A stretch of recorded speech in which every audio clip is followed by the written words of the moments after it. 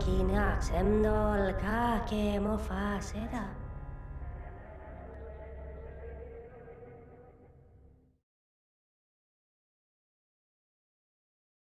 This is Talking in Stations, Season 3, Episode 8. It is currently August 1st or 2nd, depending on your time zone.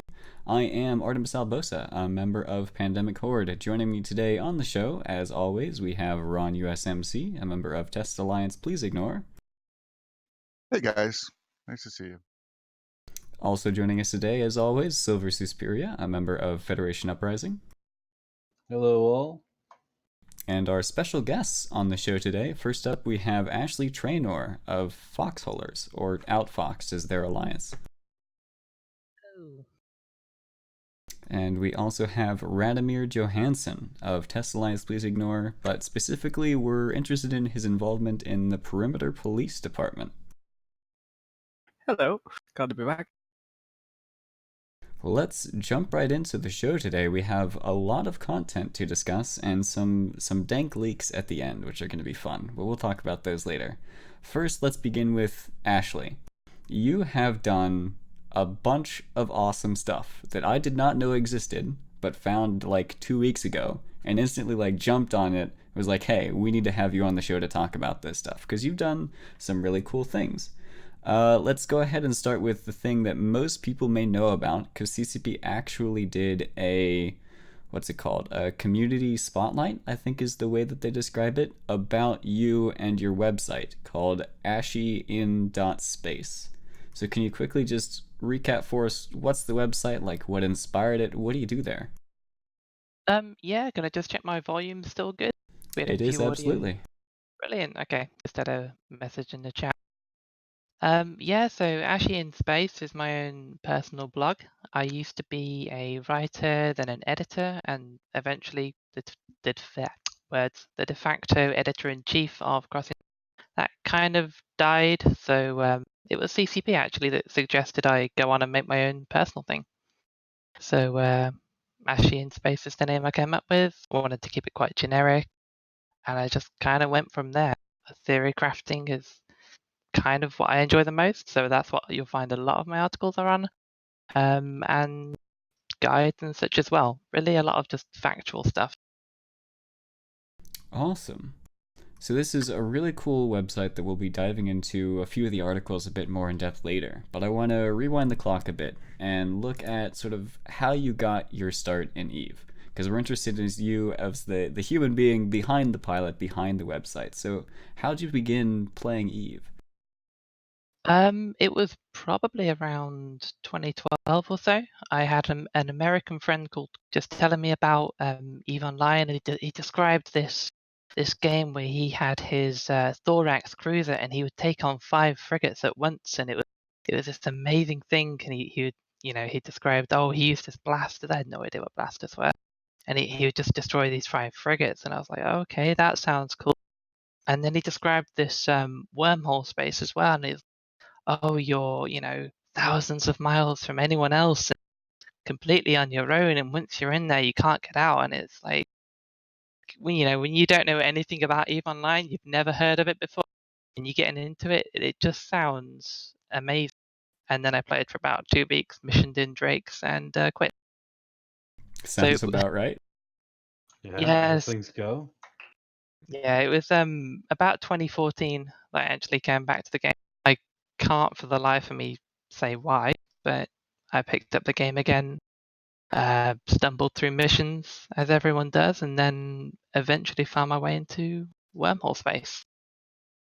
What was the hook? What was the moment that got you like, oh yeah, this is the game for me, and got you to stay? Because sometimes it takes people 2, 3, or 5 or 20 attempts at trying Eve before they find what ropes them in. What was it for you? I think it was really the social element. So the first group that I joined with was a group called Operation Wormbear. They hate my guts now, from what I've seen. There's some real bad blood around that, but it was kind of a real sense of community with them at first, and I became their HR director.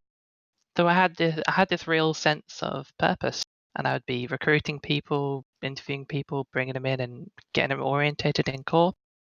And there wasn't really another game that I'd ever played which gave you that. Awesome. So you started out in Operation Worm Bear. And you're currently in Foxholers, which are both wormhole organizations. Apart from like your short stint of mission running in HiSec, have you done sort of any of the other areas of space, or are you just like, wormholes is my thing, it's what I like to do, I don't need anything else?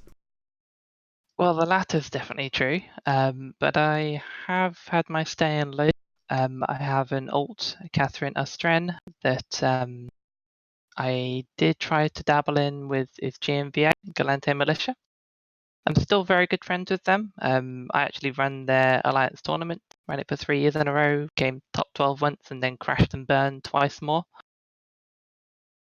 Nice. And it's good. I enjoy it, but I just can't deal with the whole station games. I can't deal with gate time. It's all about wormholes for me in the end. And I just having the same system next door to you just seems wrong, really. Yeah, I know exactly what you're talking about. That's great.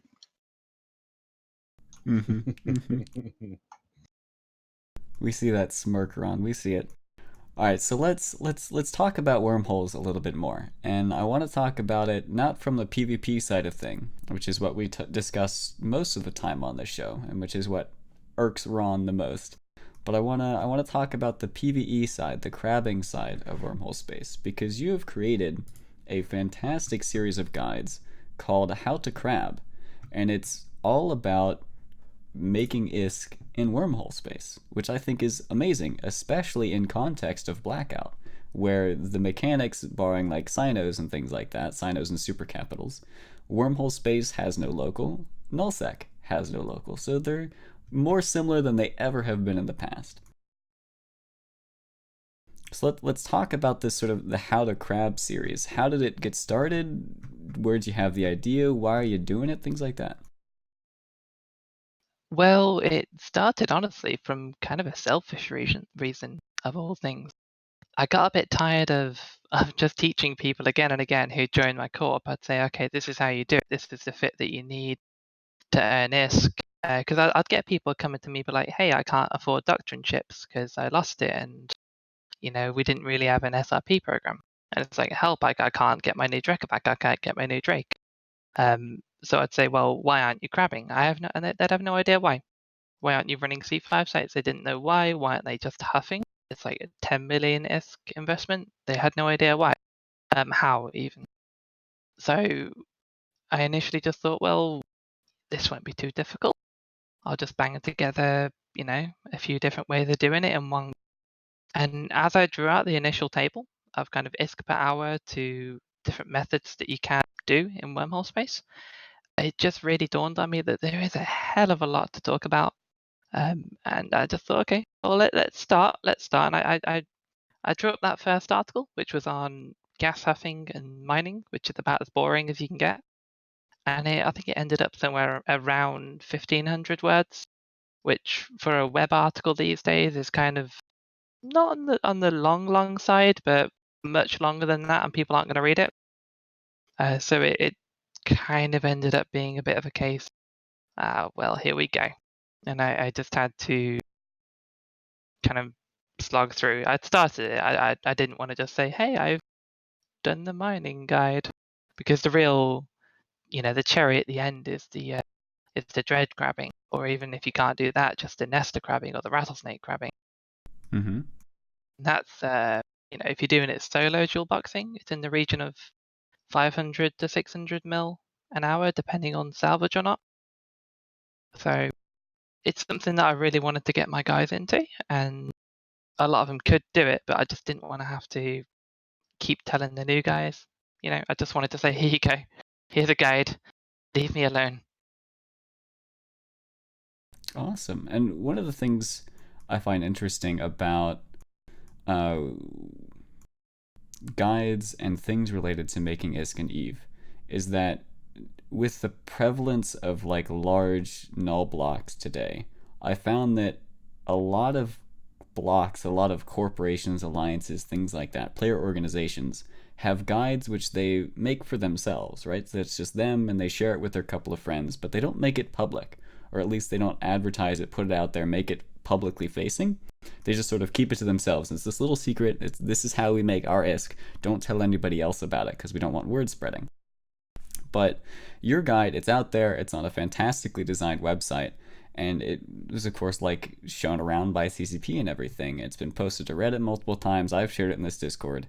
But it's there and it's available for everyone to use. And it's something that I feel like Eve has lost over time because the player base is sort of collated into all these sort of large groups that are centralized. And so everybody feels like the knowledge is there, but really the knowledge is there for this group, but not for the rest of Eve. Yeah, it's something that we haven't had in Wormhole Space in a good while, actually. I can't remember the last time there was a comprehensive guide on how to earn ISK in Wormhole Space, and that was kind of what drove me forward, really.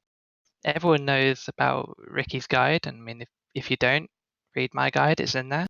And you've got all the triggers and such, and it's really easy to follow. But if you're brand new to Wormhole Space, I mean, my guide isn't necessarily for that, but if you're coming in with a little bit of experience, but you don't necessarily know what happens in a combat site or what, the difference between a pirate and a sleeper data site is, then you're going to be going in blind and you're probably going to lose a few ships. So it's just kind of good to have that resource there, and I just wanted to make something like that available for everyone. I just kind of, in a way, felt privileged that I could write that. For someone who's lived in nullsec for the last few years, every so often, people take a trip into Wormhole Space or your corp tries to dive in, and like most of the guides out there now are so far obsolete that it's you're following, guides from 2008 and 2009 which just don't work. And it's like you say, it's not even the big null blocks keeping the secrets themselves. Wormholers and their sort of how they do things have been, I guess, even more secretive. And so having that sort of this is how things work, especially for bringing new players into Wormhole and helping breathe some life into them, I think would be quite good for that particular region of space. Yeah, and you do have to be a little bit careful about some of the higher end crabbing in Wormhole Space. So when I was writing Part 5, I was getting in touch with all of the people I know don't hate me in some of the bigger groups, and just saying, well, what can I do which isn't going to piss people off? Because there are certain groups that if I started to say, okay, this is how you crab, this is how you do exactly this perfect refined method, then they're not going to be so happy with me for that, because there's kind of a difference between making 2 to 3 bill and making easily 4 to 5. So is it like a trade secret that they're like worried about? Like, we don't want everyone making the kind of money that we're making because we know secrets. Is it like that? I can't say, to be honest. I would love to speculate, but I think I just look like an idiot. I'm not really in that inner circle, to be honest, because of several reasons in the past. But I am fully willing to look like an idiot on the internet, so I'm going to throw my speculation hat in the ring and say that it's because a lot of I can't say a lot anymore. It used to be the vast majority of the ISK you made from PvE and Wormhole Space was not from the blue loot that drops, which is stuff that you just go out to high sec, sell it to NPCs, and get your ISK. But it was from manufacturing materials and salvage, that you would salvage the wrecks, get the salvage, specifically melted nano ribbons were the big thing, where they used to be like 5, 6, 7 million ISK each, and they have since precipitously dropped in value just because they're farmed so heavily. And so if you show people more efficient ways of farming, then the salvage, which used to be the majority part of your income, which is, I think it's now like 20 to 30% of your income still, that value will just continue to drop. And so if more people know how to do this, the people who are already doing it in the most efficient ways will be making less ISK as a result. it's still a decent chunk, but I'd say it's always reliable just to go for the blue. You sell it to NPCs, which is problematic when it comes to ISK generation in Eve, but yeah, that's still very reliable. I wouldn't really say salvage is the best anymore. Maybe not even 20%. Wow. Yeah, but I always love the way guides and people who write guides fit into Eve, because your typical Eve player is like this homeworkaholic kind of person who just loves to go and find more and more info on something that they're doing. So like something like your website really satisfies that need of a Eve player to dive in and get a big chunk of information off and start working with it. Um, so it's really good to see new fresh content, in my opinion, come out for people to grab a hold of, and it kind of gets them excited about the game, because what keeps Eve fresh for some people is trying new things, right? Like, so if I've never done this in Wormholes before, I look at your website and it refreshes me for the next 6 months while I try and figure it out. Yeah, thanks. And I think we would have more of this nowadays if it wasn't really for the, I think as Jintana said, the kind of downswing of Eve blogging as it has been for the last few years. Because, you look around at kind of the blogging landscape, to use a phrase, and there's really not that many of us nowadays, really. And you can go through Total Eve and you can just see like all these blogs that died in 2014, that died in 2016, that died in 2012, and it's sad, really.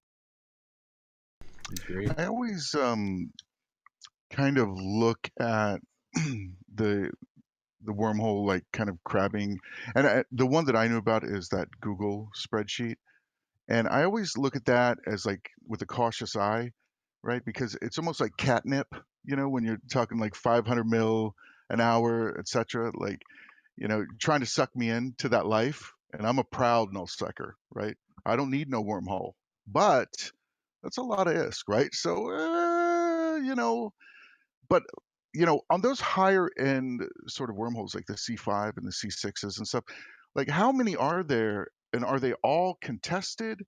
Like what is the, you know, what is like they say there's 5 of us and we want to do that, you know, how could we like go do that and make 500 mil an hour, right? If we had all the ISK and we had all the ships and all of that, like would we go just like be able to use one of those super secret wormholer tools that you guys, that are in weird languages or whatever, and be able to find our way to like a C6 and then just be able to rat, like, and follow the guide, and then that's that?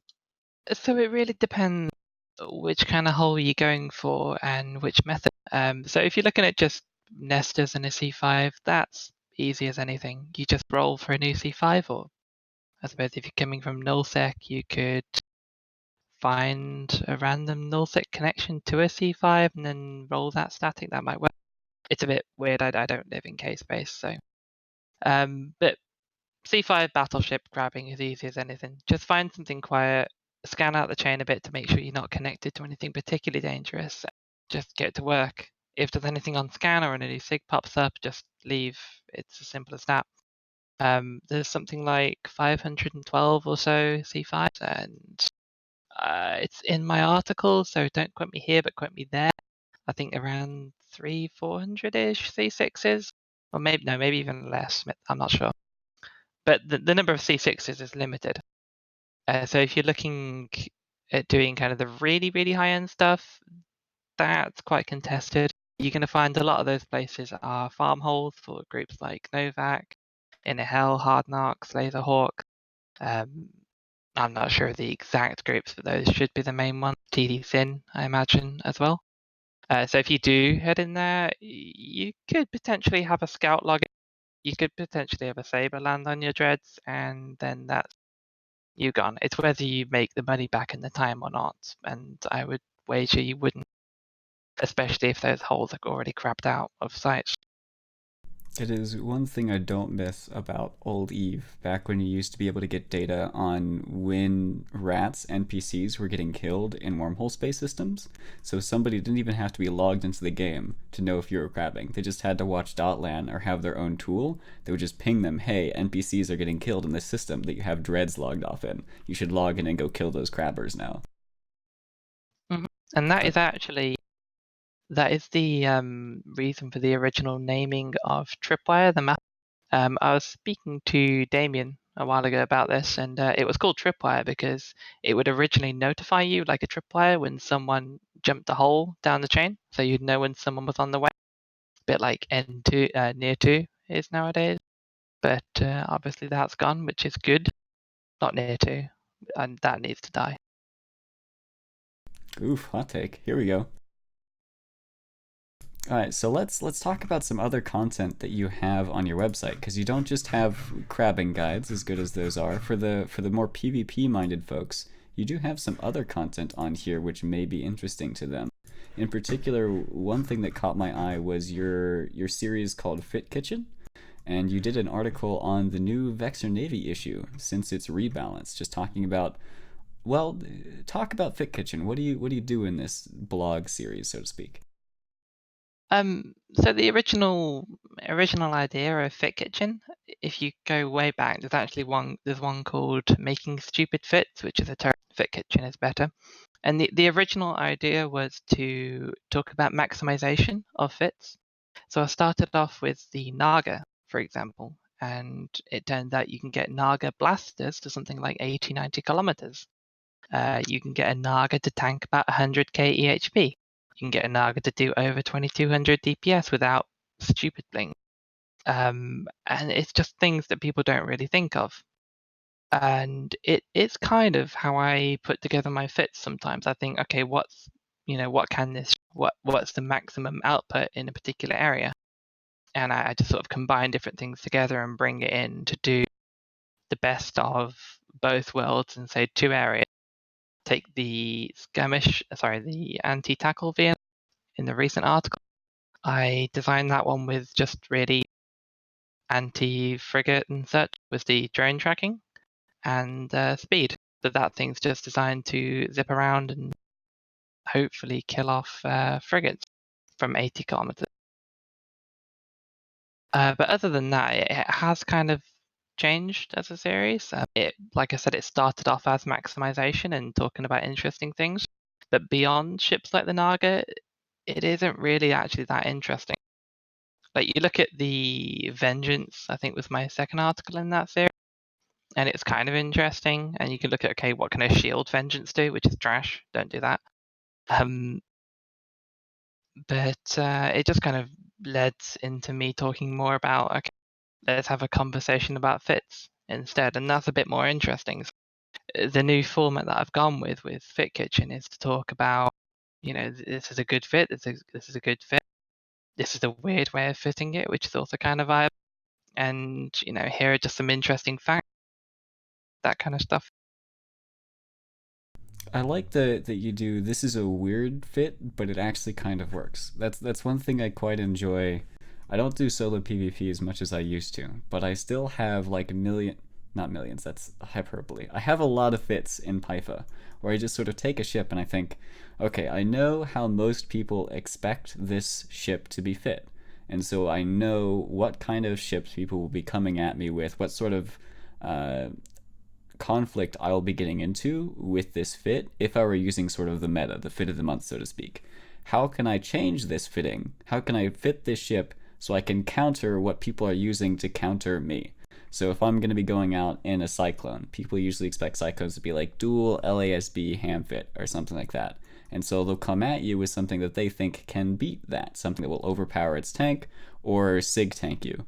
So, all right, how do I counter the sig tank? Or how do I get more tank out of this thing in order to be able to go against what people expect?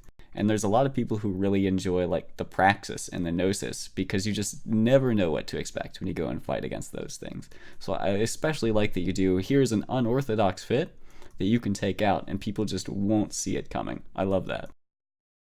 Yeah, the Cinnable was an example of that. So a lot of people expect the 720 Cinnable nowadays, or the pretty standard autocannon shield one. But not many people expect the Cinnable to do 1000 DPS. And they don't necessarily shoot it because it's just a Cinnable. So you just sort of park yourself at 12, 13k and drop hail on someone, and it works surprisingly well, especially when you warp the same speed as a wolf. Other than that, like you're talking about the Praxis, I personally fly a dual plate torpedo Praxis with just a hell of a lot of application. That thing, Proteuses, they love to jump on that. Like you get these dual rep Proteuses that think they're gonna hold you, and the rest of their T3 gang's gonna kill you, but then they just get chunked. Every shot takes out like 90% of their armor. Wow. That is fantastic. But yeah, that's kind of one of my favorite ways to fly things. And just something for some of the people in the chat, they were looking at the VNI saying, oh no, there's an empty mid slot. I'm just going to say, read the article. It actually explains that's not a mid slot. You can fill it with like any one of these. A utility mid. Yeah. Yeah. Fantastic. There is one more aspect of your website, which is currently work in progress, but you're giving us a special sneak peek of it, which I personally love. Now, the thing that you're doing actually was from a time in Eve before I played, so I don't know the specific details or the community's weird cult-like relationship to it. So can you quickly explain what this special side project is? Okay, so ending in the Crucible release in 2012 was the jukebox. So up until 2012, we had a jukebox in Eve. You could open that up and you could just play any of the soundtracks that you wanted. You wanted Below the Asteroids, you could play that. You wanted Wormhole/Space drone music, you could play that. And essentially what I've done with the help of my friend Malmar Padakane in-game, is we've essentially recreated that from scratch with CSS, JavaScript, and HTML5.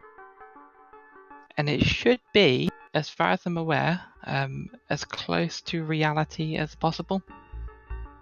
It's an open source project, so we're happy to have help, but right now it's a bit of an alpha phase. So you are going to find a few bugs in it. I'll be taking it down after this stream, but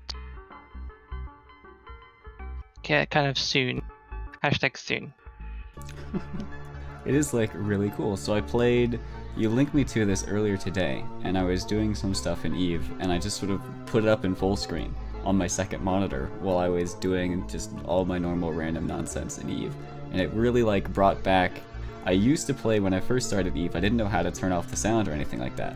So I played it with the music blaring in your ears, and of course it had the combat music when I started. So like you'd get into a mission and just randomly start playing really strange music, or you jump in a low sec and you suddenly get the hardcore up-tempo music playing. And I had this playing in the background, and it sort of did the same thing, and it was an awesome experience to have again.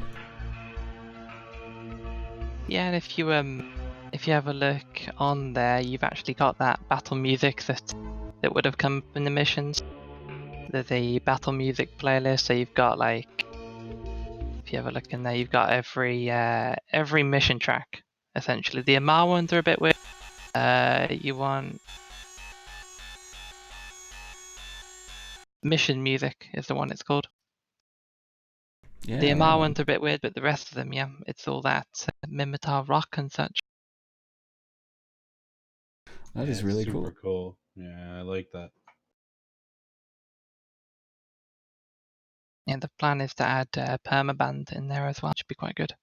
Oh yeah, nice. Because Eve has one of the best soundtracks in gaming by far, right? So like to have this stuff is really good. As like a personal request, could you add, when CCP did the second decade like collector's edition thing, they sent orchestral? Yeah, the orchestral stuff. Could you It's add in the work. Awesome. I've got the file. So yeah. That is excellent. Well, right on. Unfortunately for the stream viewers and everybody else who wants to go and test that out, like she said, it is an alpha, so it's going to be taken down after we finish the show.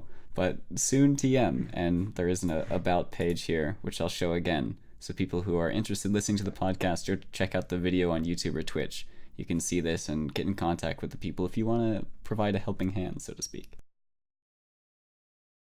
All right, well, that is some of the awesome stuff that you have done, Ashley Traynor, in Eve. Is there anything else that we've missed that you really want to talk about? You do so much stuff, it's kind of hard to touch it all.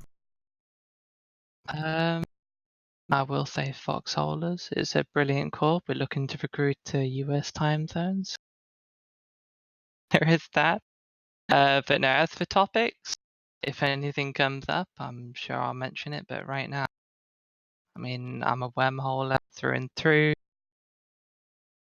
that's about it, really. There's still hope, though. Just so you know, there's still hope. I have faith. Ron, do you have Can we zoom in on Ron last there on that kill bud? Oh, Yeah, did you look at kill that. Ron? Yeah, Where they is it? killed me yesterday. It was actually a really good kill, though. Oh, yeah, there you lost an Iki Tursa. Yeah, just a simple elite PvPer getting blobbed by wormholers. It's a typical day, right? And this is what I was talking about. Nullsecers getting blobbed by wormholers, and mainstream media won't pick it up. They won't talk about this. They're going to leave this alone, right? What he's not saying is he fell for the Drake bait. He just fell for the Drake bait, so. No, I think it was Fell much for the worse, Drake actually. It bait. wasn't even a Drake there. It was like something smaller. But I didn't What? even attack him. I was like aligning out, and I'm like, oh, Jesus. Wait, so you were running away, Ron? No, because The it was like risk-averse nullsec right? Care Bear running away from a fight with wormholers gets caught? Is that what I'm hearing? Is this the narrative? Well, I mean, so I mean, like, if I'm like, in nullsec, minding my own business, having a great day, and I see a single little wormholer person sitting on a gate, right? Yellow box me, that's called bait, right? That's just bait. And he's just waiting for his little friends because he has to, I don't know what they use for communication, like telephones or whatever wormhole people do. I don't know. And he's getting Paper all his cups. little friends, paper cups, little friends from all over, doing their little things, and they're all, congregating on that one spot. And I'm like, oh Jesus, here we go. It's going to be exciting for them.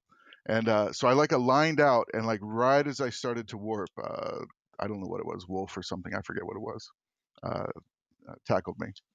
And then his friends came in and they killed me really quick. It was no, I mean it was a good job on their part, to be honest. It was nice. Right on. Interesting content to be had in wormhole space venturing out in an nullsec. I want to quickly transition, though, from talking about wormhole space and nullsec space to talking about highsec space. Because Silver here has had his jimmies thoroughly wrestled by some highsec Wordec mechanics, and he has been asking for a segment on the show to talk about it and air his grievances, so to speak. So that's why we roped in Radamere Johanson, who has a very thorough knowledge of highsec and highsec Wordec mechanics as a result of his work with the Perimeter Police Department. So let's jump right into that and just take it away, Silver. What do you have against highsec? It's not that I have anything against it. I just don't. I'm concerned that the mechanic is not intuitive, and maybe I'm not understanding how it's supposed to work. But say my group wants to, and this happened last week. War deck group, because they have a structure in highsec I'd like to take down. Right. So I put up my war deck. The defenders have the option of enlisting allies in that war, right? That's a defender mechanic, Radamere. Mhm. So then, how does the attacker gain appropriate support to match the defender's ability to easily rope in allies? So what I thought we would do is just, well, my ally would then set up their own war deck on said corp, right, that I've war decked. But instead of having 4 corporations assist that war deck like they did mine, only 2 did. So we really have 2 mismatching wars, right? And then when all the groups get on grid together, there's 2 fleets on opposing side, all different groups, but there's 2 war decks, so not everyone's at war with everyone, and Logi and Lynx go Kaflooey. The DPS is fine because everyone's a war target somehow, so DPS can shoot war targets, but the Logi and Lynx cannot rep each other because what I think happened is I have 2 different wars going on the same grid. Yeah, so that's Go ahead, Radamere. that's definitely one of the big problems with the current system is that for attackers, it's really impossible to assist somebody in an attack.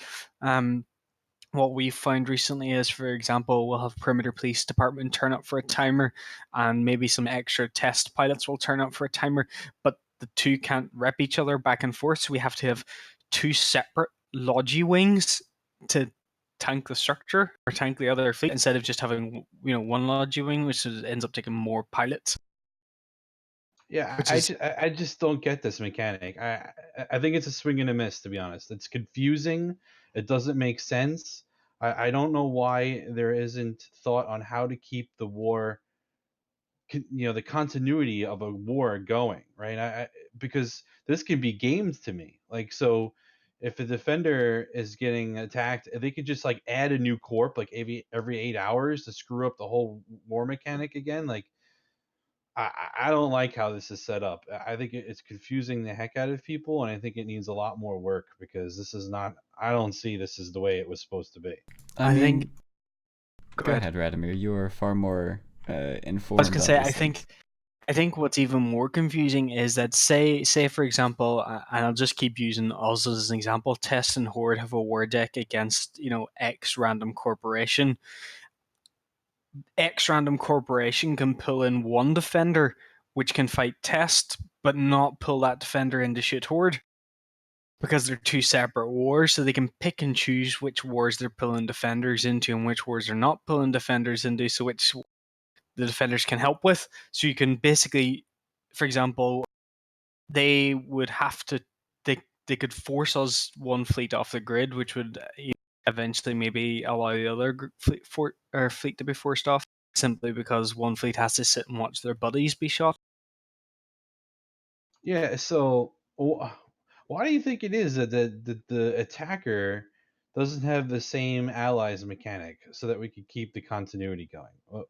Was there a reason for that? Why is it only a defender mechanic? So the defender mechanic is something that's been going on for a long time. That's pre the recent changes, from my understanding.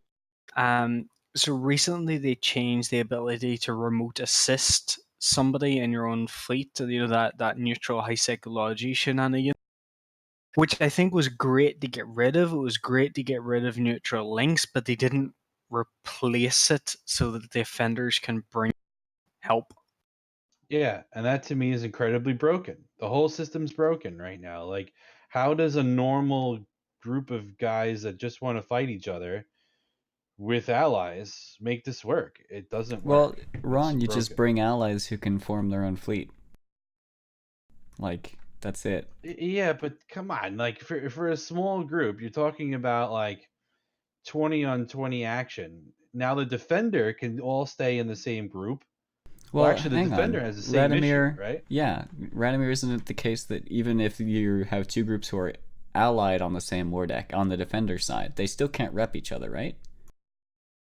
Yeah, I saw that. I think that's the case. Yeah. Yeah, the defenders in the case that happened on Sunday had the same issue. Yeah, so there's no asymmetry here. Like, if either group wants to bring in someone to help them on their side of the fight, that other person they're bringing in must have a fully fledged and worked out fleet. Like, they must be a full entity in and of themselves. This is where the big difference is that the defenders can pick which wars they want to escalate, whereas the attacker can't join any wars. Like, your two attacking groups won't automatically be at war with the same defending groups, if that makes sense. Because you could just stack all the defenders on one war to start with, kill that war HQ, and then stack all the defenders in the second war, then kill that war HQ, because neither of the other two groups can help each other. Yeah, and then when a war, I get it, but what if the war Artimus goes past like 4 or 5 or 6 groups that are involved? Now you have to coordinate each side, 4 groups, 4 different fleets aside. It's just a mess. I mean, stop bat phoning. It needs to be looked at. I mean, we like, know how it works, or right? in this Everyone particular wants to case, play then with the group friends. the group who is the most effective at coordination wins, right? So they leverage the advantages that they have of being able to manage multiple groups at the same time on the same grid, and they use that advantage to win because they can utilize more people than their hostiles. Right, It's but just here's the that, thing: if you're fighting in nullsec, right? So say you're having a fight in lowsec, you're having a fight in nullsec, right? And 4 different fleets turn up, 2 on each side. Each fleet on both sides can shoot each other. It doesn't matter. Everybody can shoot everybody. But in high sec, what you're getting is 2 fleets showing up on one side and 2 fleets showing up on the other side. The 2 attackers can both shoot one of the defenders, Exactly. You can't shoot everyone. but you can't Like, shoot yeah, but both of then the defenders. that second defense fleet can also only shoot the one attacker, right? yeah, but If what I'm if the one understanding these attacker mechanics is only correctly. a 2-man corp? So what good am I Then showing why up are to they on a grid? attacking? Because it could be gamed, Artimus. Like, I could screw with you by throwing in a 2-man corp. But Like, and now I here's have to my figure flip out side how of to. that. If you're attacking with several small corps, why not put them in one alliance? Yeah. Dude, you guys, you're saying what people could do, but that's not how Eve works in reality, right? People are their own entities who want to play with other entities. The work mechanic, it does not allow any of this. You have to show up on your own. So even if you're like a small corporate high sec with 10 dudes, no one even has a logi ship, and you want to participate in the war, you're required to just show up by yourself and good luck and coordinate with your other. No, that's it's I totally mean, not the Vortex the game. system was not designed around solo players. It was designed around group PvP. That's why you have war HQs and citadels, which CCP themselves said, hey, we're designing this at the corp level. It's designed for a group of players, not for the solo player. That's more like what deployables, mobile depots, and things are for. So Vortex themselves are about group versus group, not individual player versus group, or so on and so forth. For Yeah, sure, but that's not how people play, guys. Like, this played out on Sunday, right? I war decked a group. It's a Galmil group, right? So they wanted all their Galmil group friends to join the war and help them in a significant way. And I think that's a valid way to fight a war, right? I'm going to go get my allies and we're going to fight. And then the attacker says, well, I'm going to bring my allies. And you put them all on a grid and it's a big shit show. You got to, like, remember who can shoot who. There's got to be a better system to keep continuity of a war. Wars escalate. Like in the beginning, where it's just one corp and one corp, that's fun. But wars have a tendency to grow out past the small groups that started it, right? There's got to be a system in place that keeps the continuity of your war, so you can bring in friends. That's what Eve is. You make arrangements. You bring in your allies. You make friends. You win fights that way. It's just the way it is. And this current system does not allow for such a thing. I Not mean, not at all. I don't see why the system shouldn't be. You shouldn't be able to take the defender war deck, the defender assistance system, and just rework that so that an offensive player can join in as well. I mean, that shouldn't be very difficult. I mean, #postcode. yeah, we can't really say with any certainty whether or not it's able to be coded that way. But if we have the thought experiment where that is the case, number one, you can technically do that now. You just have to, whenever somebody becomes an assist, a defensive assist, every other group that you're wanting to attack with, just Vortex them. That's the way it currently works in the system. Sure. And that's the way okay. CCP wants it to work. Now, currently, that's a problem because huge you have problem, to because the respond in defender- time, and the defender could time when they have the attack or when they include those defensive assists, such that it's impossible for the attackers to set their new Vortex in time to meet whatever objective, like a War HQ coming out on a timer, what have you. Right? That can be gamed because of the 24-hour notice windows. So yeah, defender can enter the war in a few hours, 8 hours or something.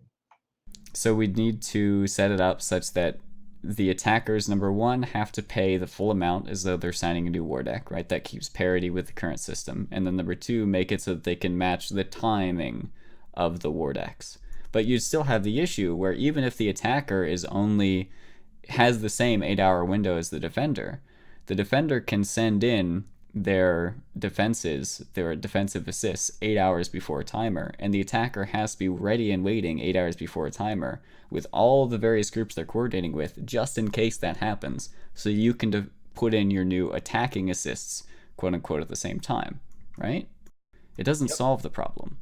No, because if I'm the defender, I'm just going to troll you with new 2-man corpse every 8 hours. And it just throws the whole thing out of whack. I think it's an improvement in the fact that we eliminated neutral logi and neutral links, which was totally broken, but we've introduced this new problem where it's a mystery to players, first of all, and this is not documented anywhere. You kind of have to stumble upon it, and two fleets show up and they can't rep each other, and then we get this massive loss mails because it was chaos in fleet. You know, it was like that was not well explained. That parity can be broken by a defender. You know, so that it needs more work. There has to be a way for these wars to scale up a bit, for people to include their friends, to enlist allies, and keep parity, so that you don't mess this all up. But I mean, at the same time, we've used that same. I mean, we've recently in the last 2 weeks used that same mechanic to our advantage. The fact that we've had multiple offensive wars coming from the three groups, Guns, Horde, and Test, against some of these Volta structures. And Guns and Horde were decked Volta directly, but Test did, which meant there were structures Test was showing up to, and Volta hadn't assisted defensively, so Test was able to shoot the station, and Horde and Guns were free reign to kill to their heart's content. So it can work the other way around as well. Where you can have a second group of offenders, a second offensive fleet that essentially dodges the extra defensive and can focus on the objective. Well, I mean, in that particular case, it was the same trick being used. It's just you guys were using it instead of the quote-unquote defenders, because these are offensive wars we're talking about. Yeah, exactly. We basically just flipped it around on it.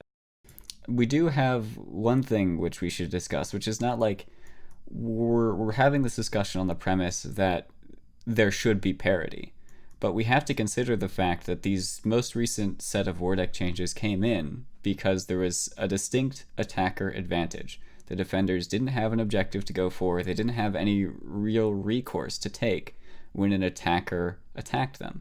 And so this new system was put in place to empower the defenders, to give them something to fight for, and to enable them to actually fight. Do we feel like CCP has overstepped that line, and so now there is too much defender advantage? Or do we need to consider the fact that maybe there should just be a defender advantage in these cases?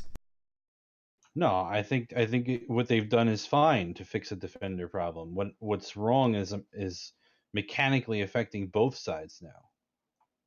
Like I completely get the war HQ thing, and now that we can't do logi and links and stuff, and the defender has an option to end the war should they just be able to kill the HQ, and that all is great and it works good.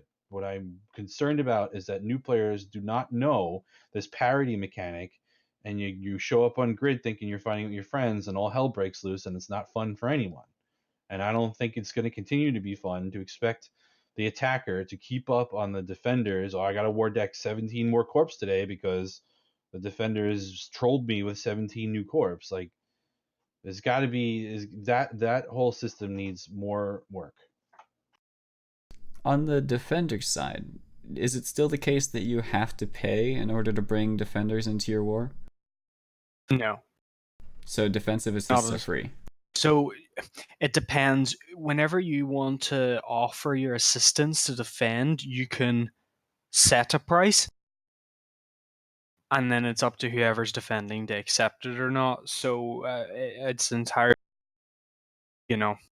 So if I wanted to cases be it's zero, but so if I wanted to be like a proper douchebag, what I would do is if I have a group who's going to come help and defend me, I'd have them like drop their corp, and each and every one of their members sets up a new one-man corp, and all of those one-man corps do a defensive assist. And now it is like literally impossible for the attackers, if there are multiple attackers, to set up war decks against each of those individual defenders because it just costs too much.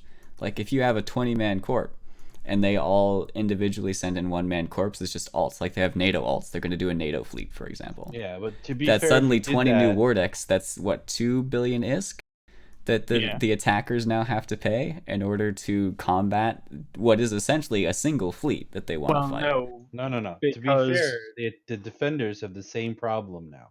There are too many war decks. Yeah, no, And you in can't that situation, what would all you're essentially doing is splitting up the defenders into one-man corps because they're still at war with the attackers. That doesn't change at Yeah, any but point. They're all still. we're talking about where there's a case of multiple attackers, right? So there are two attackers, right? There's Perimeter Police Department and Federation Uprising. Both have offensive wars against Group A, against Volta. And Volta, on their war with Perimeter Police Department, brings in 17 different one-man corps, or 20 different one-man corps as defensive assists. Now, those 20 men are coming in a NATO fleet. They don't need Logi, so they don't have to care. But if Fed Up wants to shoot any of those NATOs, wants to be able to help defend against that NATO fleet, they now have to put in 20 new offensive wars, right? Yeah. Well, They now have to spend $2 you billion. want logic. The DPS will show up as war targets to the DPS.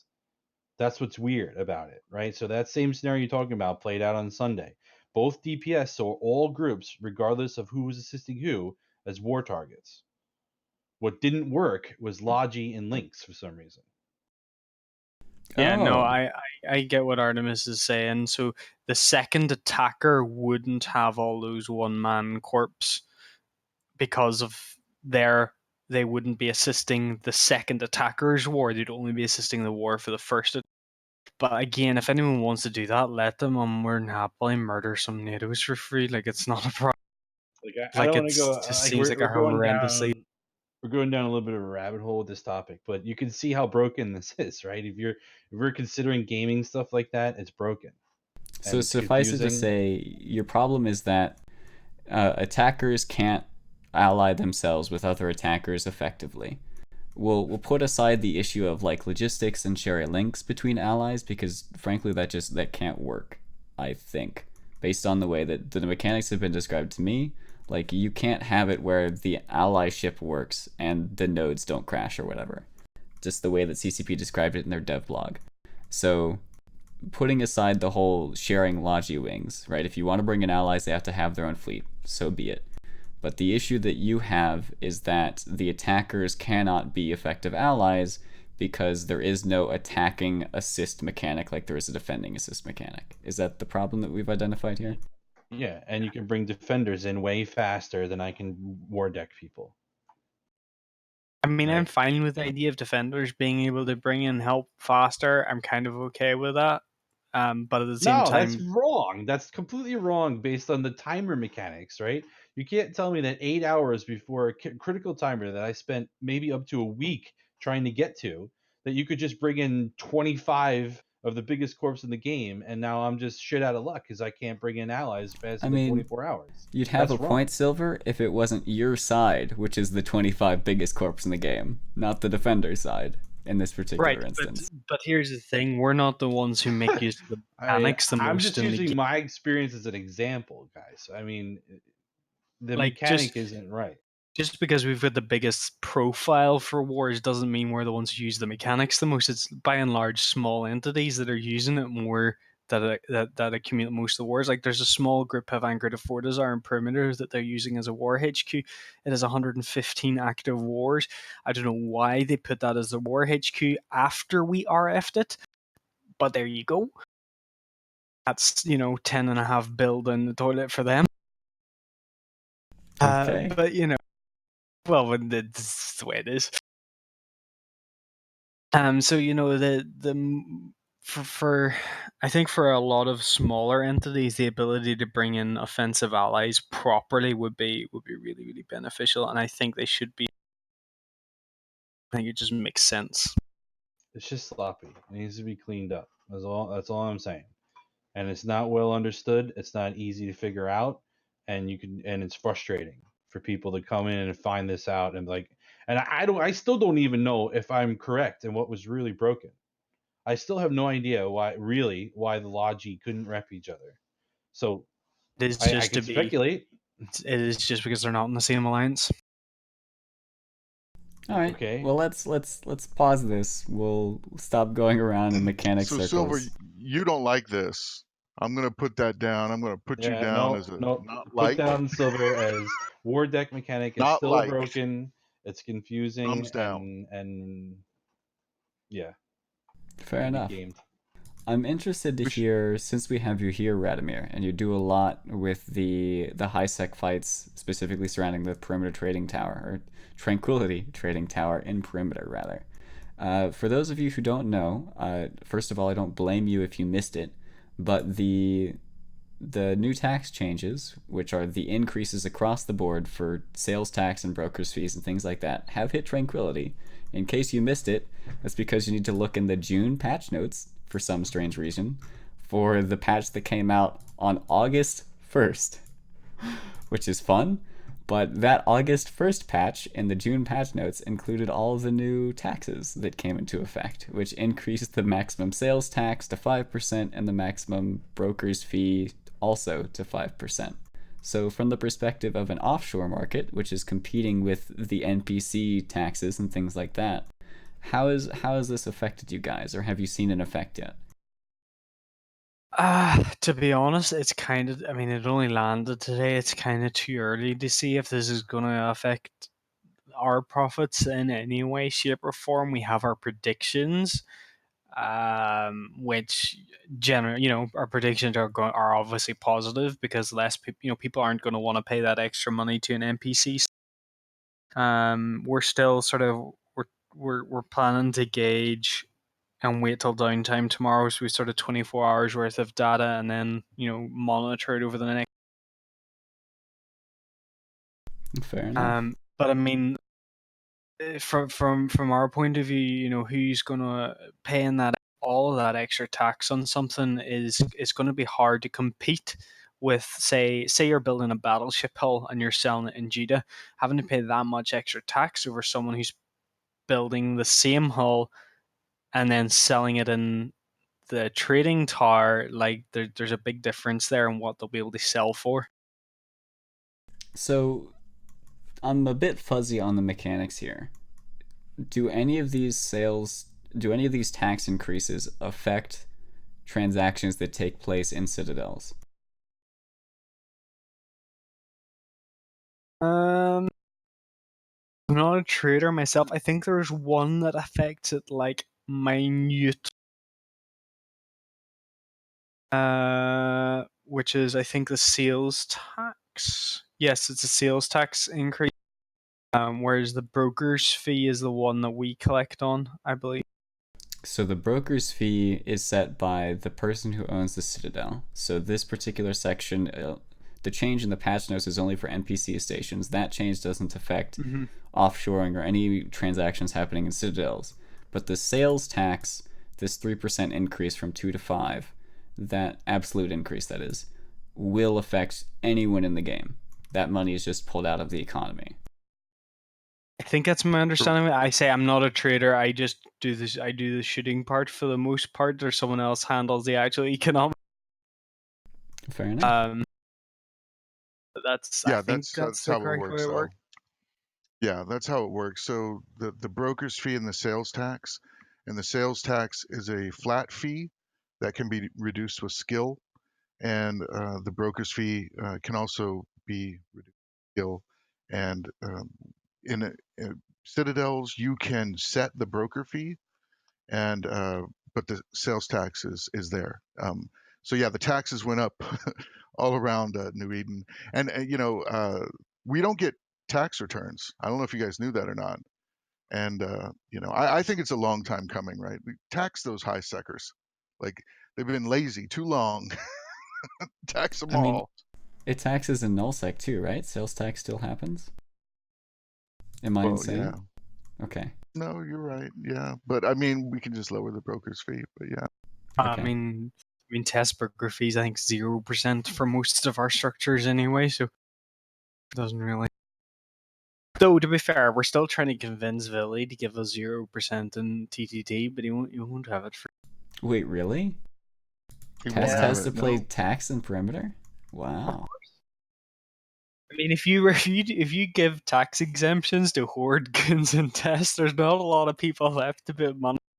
That's true. Because everybody would just put their trading alts into Horde, Test, or whatever, and then rest in peace. That's exactly right. Let's be honest, they're going in Horde because that's where it's easy to get them in. Fair enough. Yeah. Is there anything else regarding like the high sec Word X stuff, the new taxes, anything we missed?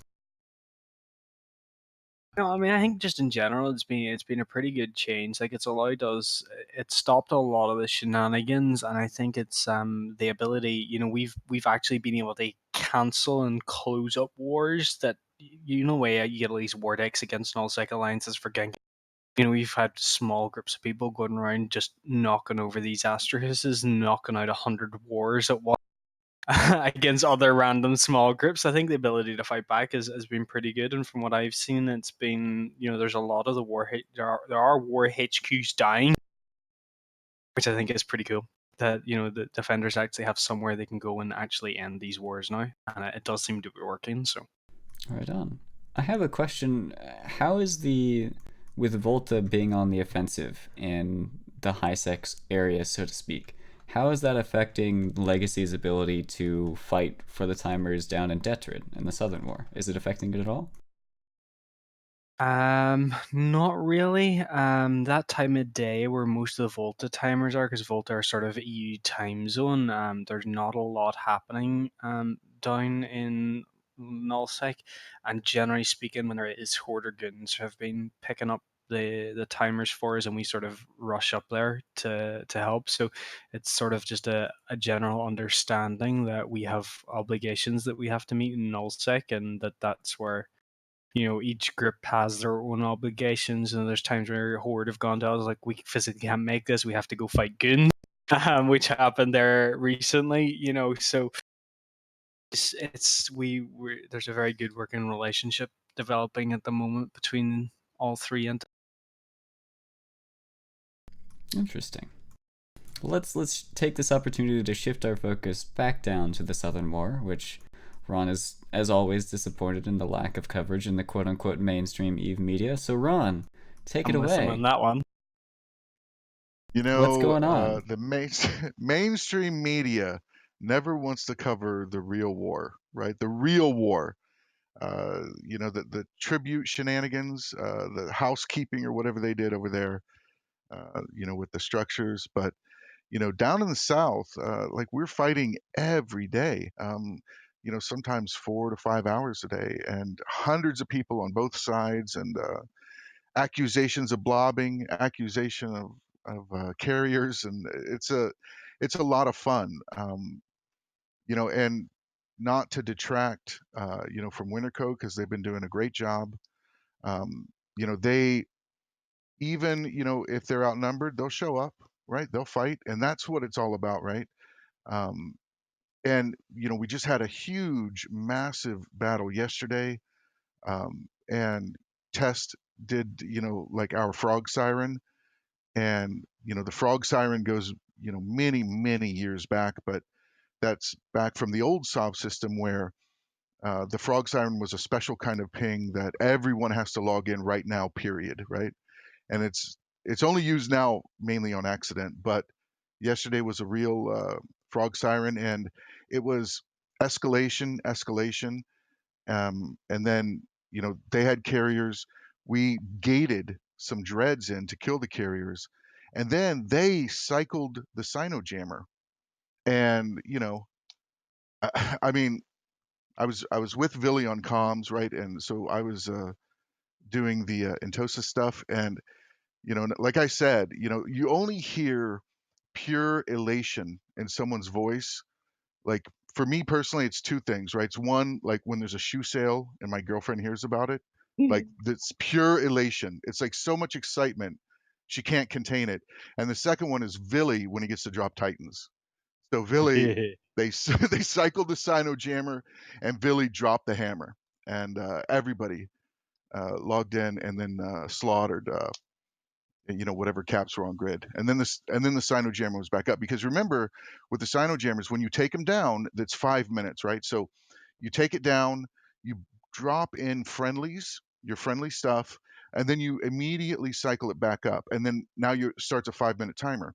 But the problem is that any Sinos you light during that 5-minute timer will stay on, right? So the Sino jammer went back on, but we still had some Sinos up. Right now, the Sinos won't cycle. So as soon as they're done with their cycle, they're done. But we were able to jump a bunch of stuff in during that. So, we ended up taking that iHub, and that's really the kind of, what we have to do. The Sinojammers are almost, just absolutely impossible to break through. So we've been taking iHubs or trying to take iHubs from, around on the western edge, like Wicked Creek and Scalding Pass. And, we have one right up in Deterid. And now we just now have another one, right, which just kind of advances the beachhead into, a little bit closer into Deterid, and it expands our jump range. So it was a big win yesterday. And then a couple of days before, we had another big fight. And, every day to every couple of days, we have a really big fight, sometimes in AU/EU, and very rarely in US time zone, but they're always bloody, right? And this one was especially bloody yesterday.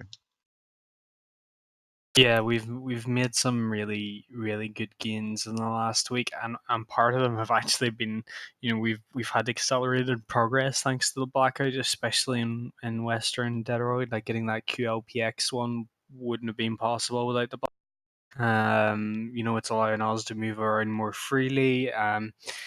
These systems that were previously full of VNIs are all suddenly no longer full of VNIs. I'm not saying that there's a certain mechanical aspect that's no longer functioning correctly without local, but maybe I am.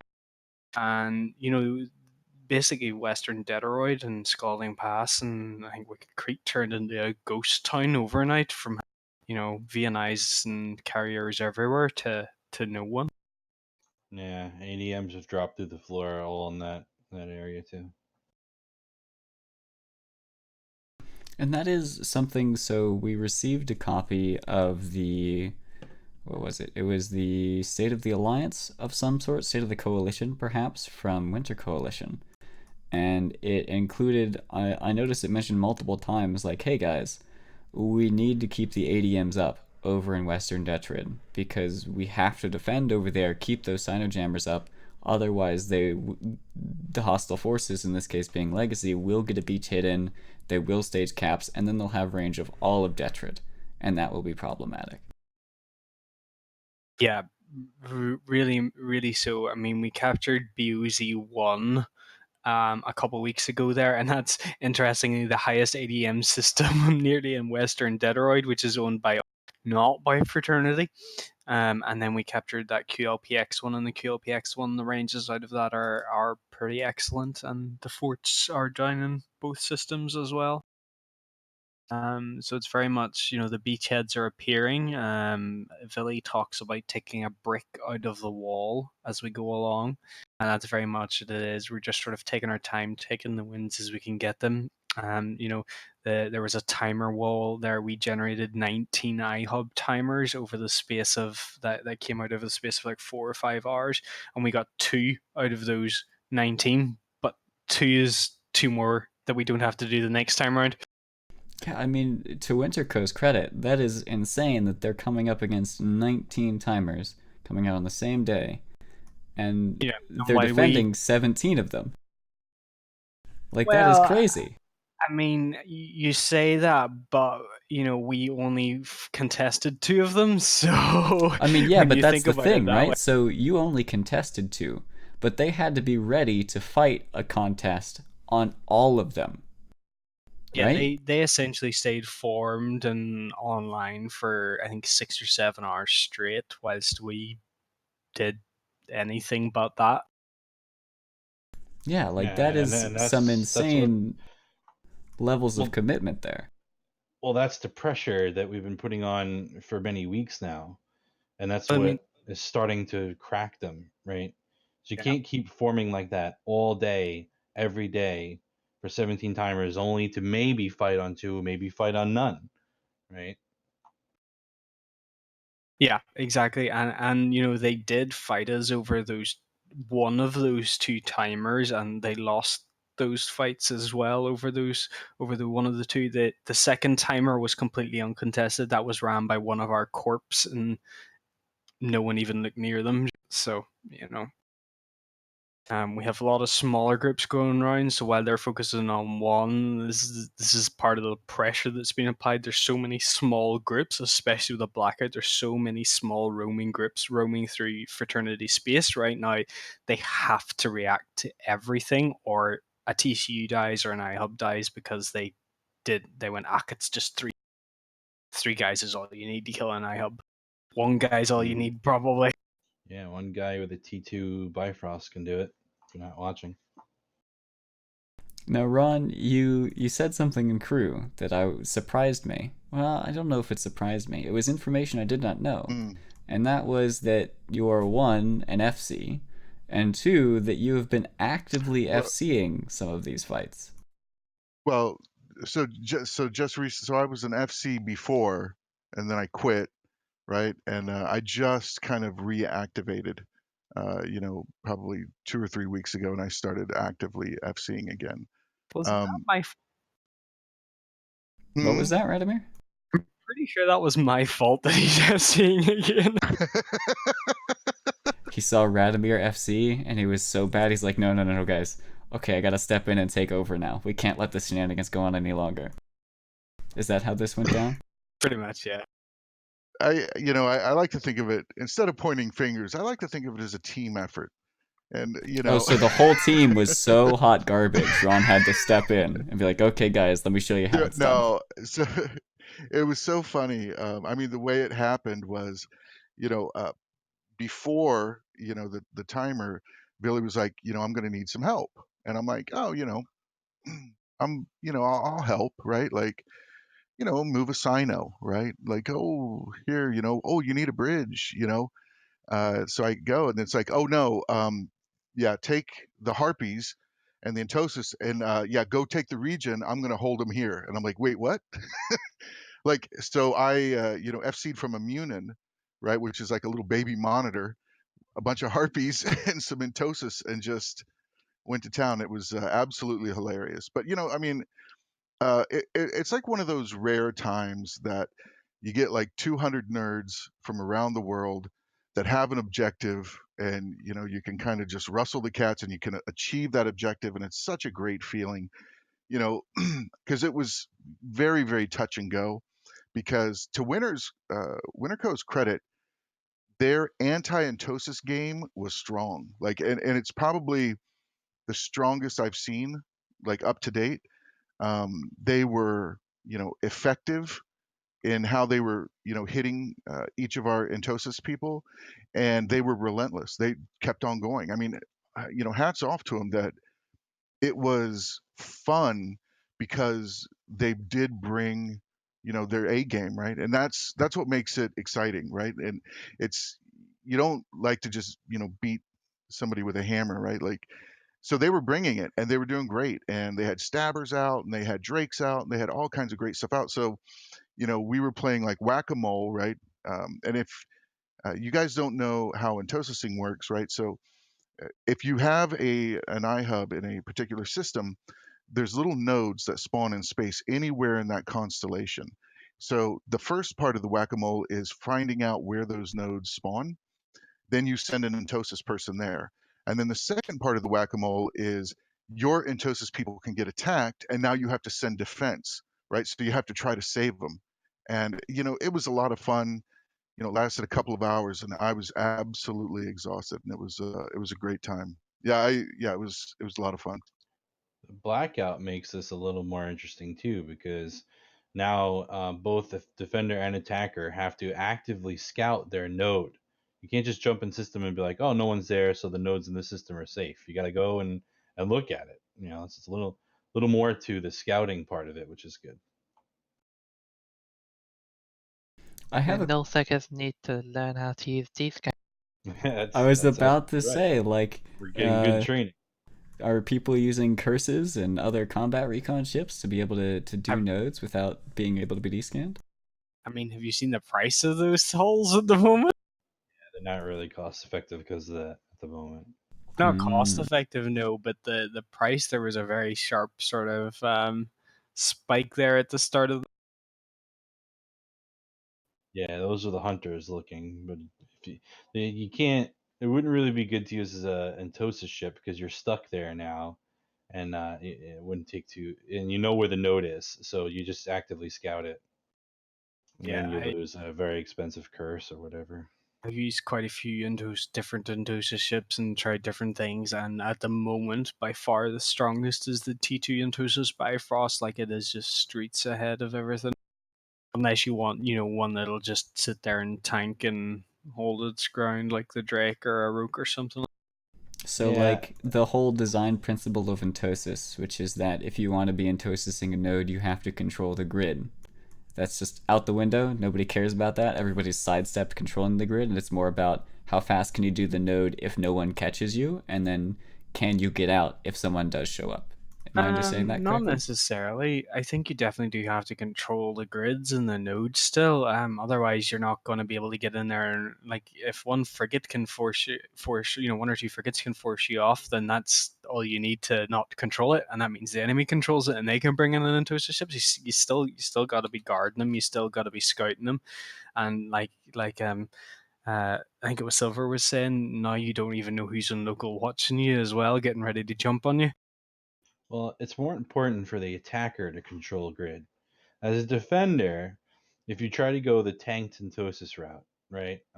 So the even if you control the grid somewhat, I can bring a snipey doctrine like Jackdars or something and just shoot the toaster. So the defender doesn't necessarily need to really control the grid if I could just get in there and kill the toaster. It's more important for the attacker to be able to control um, the grid and try and head off those snipers or you know protect their Entosis, and that makes it a little bit difficult because you need a fleet large enough to control at least 4, maybe 5 nodes at a time. And if the timer really goes long, then you're starting to see more and more nodes, so it becomes a little bit overwhelming to control them all. And then the defender can go around and quickly toast them down quickly on the side. And so it's a I think it's a fun little chess game, to be honest. Yeah, I mean, one of my favorite stories in Eve was when it was back when I was an MC, just before the station change hit, where all the NPC outposts changed over to faction Fortizars. So people were hyper contesting the Entosis on these stations, and MC had a pocket up in Vale of the Silent, and some people from the Bastion came over to Entosis it, and I had a crazy fit that I came up with in Pytha, which was a Tengu fit for jams that would just decloak at 100 kilometers, had its own links, and jam whatever the Entosis ship was. And so it was me and my one combat probing link jam goo warping it at 100, and I was able to protect like an entire constellation of space from a 10 to 15 man Bastion gang. It was a ton of freaking fun. That is still extremely valid. Even with the jam nerf, jam goos are extremely effective in defending space. I'm interested to hear because you guys mentioned that small roaming gangs going around in this particular war zone, like they have to be responded to if they hit the Sov because otherwise the Sov just disappears. Uh, Ashley, you guys do some roaming around in nullsec to get fights and sort of things. Are you using this to your advantage? Are you bringing an Entosia ship along to sort of start the spool up, ping the people, and make sure a fight happens? Or are you finding fights elsewhere? Well, we've actually only just formed the alliance as of about a week and a half ago, so Outfoxed is pretty brand new. And in general, no, really. We tend to fly around in our Drekavacs, so we have like a hyperspatial, quick align micro jump drive Drekavac fleet, and that just tends to get so many nullseekers excited. They tend to just try to bring battleships or something to counter it, and for whatever reason they can't. We bring like a Thani trap, like to the Procurer bait, and it's just a Thanatos and it'll die. It thinks it can kill the Drekavacs, it can't. Fair That's enough. the kind of place we get our fights. Yeah, I don't think you need a toaster these days. At least if you come down to the south to rustle up some PvPers. We're all hypersensitive about who's in our space anyway. Maybe in other areas would help, but just roaming through with any kind of ship gets the blood pumping now. You just have And to watch out for the Titans and Super. Yeah, that's true. Dreads. Yeah, so it's Or all about the Hodreds. Horde dreads these days. All about the Dreads. Love them. They're pretty strong at the moment. I'll agree. I mean, I took a 10-man gang of Drex to fight an Apostle, Nag, and Archon the other day. We had 4 avatars, 9 Nixes and such dropped on us, so that was interesting. Well, Drex are particularly dangerous, right? To capitals. They're highly effective at killing capitals, so I can understand the overreaction to Drex, probably. Alright, fair enough. Also, like, pro tip, if you ever want to Russell Silver's Jimmies, just war deck him in high sec. That'll get him going. I'm never going back to high sec. Never. So I tried it once, and I'm never going back. I mean, there's a war deck going from PBD towards Fed Up, like, as soon as I get on that card. Nice. Cool, but I don't have anything in high sec for you to kill, so you won't see me there. Yeah, but he can shoot you in low sec without taking gate guns. It's 9,000 IQ. That's fine. Come to low sec or null sec, I'm good with that, but I'll never be back to high sec. I mean, to be fair, I'm too afraid of Dran to be doing that. Alright, well, I guess we're going to go ahead and wrap things up here. I do want to give a quick shout out. These are the dank leaks I was teasing about earlier in the show. And that is, I got some inside information on the Aether Wars. And let me pull up exactly what I can and cannot say really quickly here. I just need to go and quickly reference something. Hang on. If you don't know, can somebody, Ron Silver, give us a quick overview? What is Aether Wars? What was it? What is this new thing? Pretty please? Yeah, Silver, why don't you fill us in on that? Aether Wars? Is that what we're talking about? Yes, okay, I got it. We're good. I can do this. Oh, okay. Well, welcome back, Artimus. Thank you. So Aether Wars is, people may remember it from, was it GDC?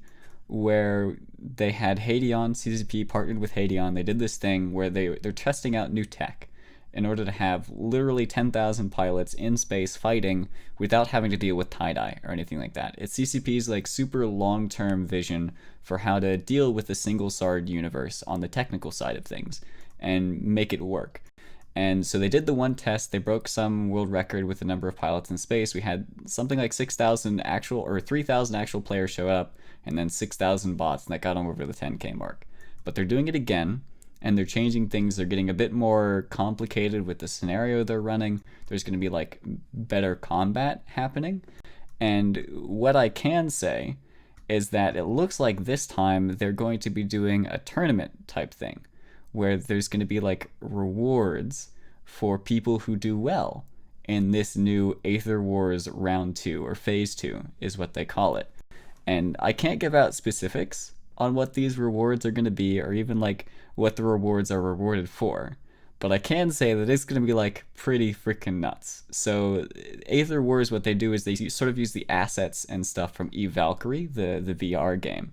So if you're any good at Eve Valkyrie, or have sort of played around with it a little bit, or you think you're generally good at blowing up spaceships, definitely sign up for Eve Aether Wars, because you're going to be super happy if you actually turn out to be good at this game. Or tech demo. It's not a game, guys, it's a tech demo. But definitely, like, sign up for it. It is August 18th, freaking 1700 UTC. There's going to be actual, like, competition, PvP nonsense going on. It's going to be fun. There's some awesome prizes that you could win. And, like, yeah, I think details are supposed to be coming out sometime next week, so be on the lookout for that. But pro tip, dank leaks, check it out. Go do it. And also it sort of helps Eve in the long run, so you can feel good while you do it. Alright, that is that little pro tip out of the way. That is not, however, my thing you might not know, although that is technically a thing you might not know, but I have another one. But I want to let somebody else speak first. Silver, you said before the show you had a fantastic thing our viewers might not know. What is that thing? We do. So you may not know, if you're hunting around null sec or low sec and you kill a shiny thing and you scoop the loot and you're really far from home and you're like, damn, how am I going to get this loot home?